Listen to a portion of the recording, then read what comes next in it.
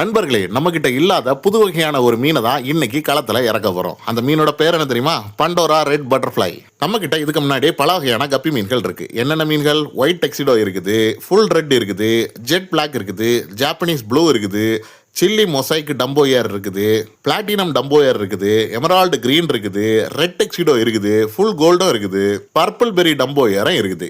ரொம்ப நாளாவே இந்த 10 வெரைட்டியை மட்டும் தான் பிரீடு கண்டினியூஸா வெட்டுக்கிட்டே இருந்தேன். இப்போ 11ஆவதா ஒரு வெரைட்டியை நம்ம ஆட் பண்ண போறோம். அதுதான் இந்த பண்டோரா ரெட் பட்டர்ஃப்ளை. மீன் பார்த்தீங்களா இவ்வளோ ஆக்டிவாக இருக்குது. இந்த 3மே மேல் தான். இதுக்கு ஃபீமேலும் செப்பரேட்டாக வாங்கியிருக்கோம். ஃபீமேலில் பெருசாக கலரேஷன்லாம் இருக்காது. சரி, இதை இப்போ ப்ரீடிங் விட்டுறலாமா? வழக்கம் போல் ஒரு டப் ஒன்று எடுத்துக்கலாம். அந்த டப்பை சுத்தமாக கழுவிக்கலாம். அந்த டப்பில் தேவையான அளவு ஸ்டோன்ஸ் ஆட் பண்ணிக்கலாம். அதில் தேவையான அளவு தண்ணீர் ஆட் பண்ணிக்கலாம். தண்ணீரில் கொஞ்சமாக ப்ளூ மெடிசன் ஆட் பண்ணிக்கலாம்.